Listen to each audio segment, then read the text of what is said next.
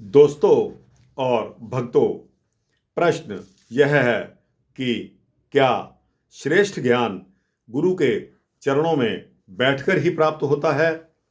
इस वृत्तांत को अगर आप सुनेंगे तो इस प्रश्न का उत्तर आपको स्वतः ही मिल जाएगा। दोस्तों, जब दशरथ नंदन किशोरावस्था में आ चुके थे, चारों भाई राजकुमारों ने जब किशोरावस्था में पदार्पण किया तो राजा दशरथ ने कुलगुरु वशिष्ठ जी को आमंत्रित किया और उनका उपनयन संस्कार करवाया। इसके उपरांत चारों भाइयों को विद्या अध्ययन के लिए परम ज्ञानी वशिष्ठ जी के आश्रम में भेज दिया गया।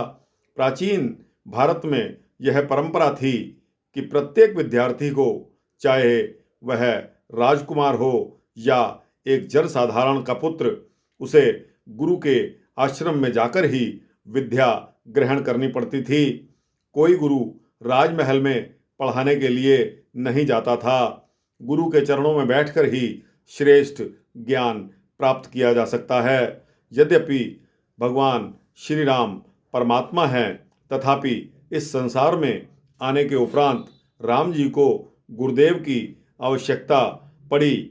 यह संसार ऐसा मायामय है कि इसमें जो कोई भी आता है उसमें थोड़ी माया तो व्याप्त हो ही जाती है।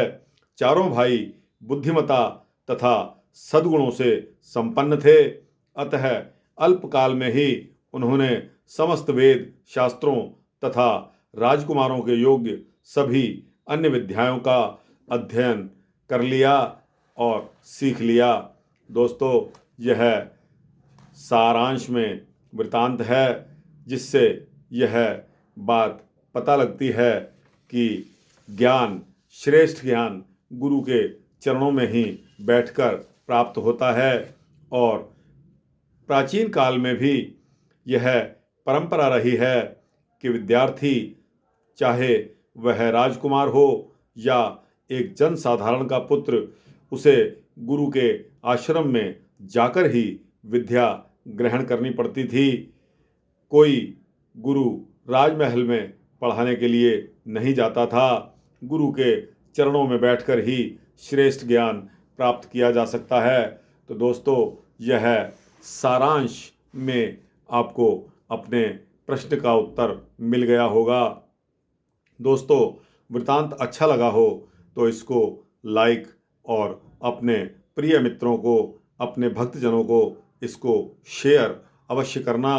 और दोस्तों, इसी तरह के वृतांत और इसी तरह के प्रश्नों के उत्तर जानने के लिए मेरे चैनल को सब्सक्राइब कर देना। आपको इसी तरह के वृतांत डे टू डे बेसिस पे मिलते रहेंगे। धन्यवाद। जय श्री राम।